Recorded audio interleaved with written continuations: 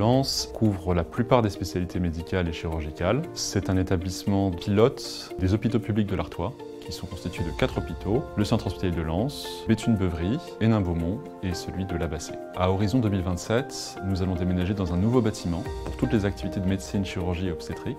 Dans le nouvel hôpital, nous avons des contraintes d'espace et donc nous avons décidé de nous orienter vers une numérisation intégrale de nos archives médicales. Ça veut dire à la fois que l'on n'aura pas d'espace dédié au stockage des archives, mais aussi que les médecins et les soignants pourront accéder aux dossiers médicaux des patients, ce qui facilitera le parcours des soins. Le gros avantage de la numérisation, c'est en particulier au niveau des urgences, c'est d'avoir accès aux dossiers patients en permanence.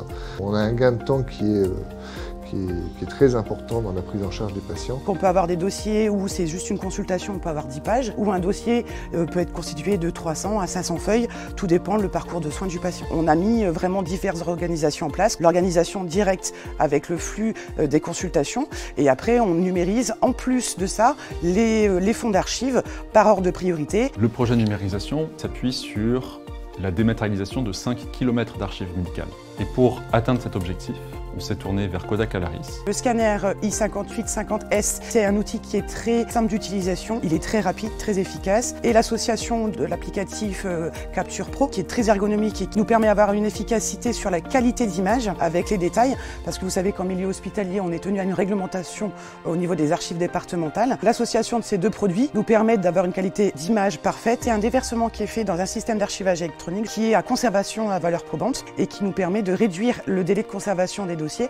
De 20 ans, on est passé à 6 mois au niveau de la destruction. On est en mesure d'aller jusqu'à ce stade puisqu'on travaille avec les archives départementales qui certifient notre processus de numérisation et qui s'assurent que les archives numérisées sont de la même qualité et contiennent les mêmes informations que les archives papier. En 2023, on est à peu plus de 5 millions de pages numérisées, soit à peu près 760 mètres linéaires numérisés depuis le début du projet. Donc maintenant que le projet est bien avancé, on est en mesure sur un certain nombre de spécialités de suivre tout le parcours du patient. On a effectivement les données qui sont structurées et classées et qui nous permettent de pouvoir bien prendre en charge les patients et éviter pas mal d'erreurs. Pour nous, ces données-là, ça peut aussi leur sauver la vie. Un projet zéro papier, c'est un projet dans lequel il ne faut pas se lancer à la légère parce que ça engage tout l'hôpital.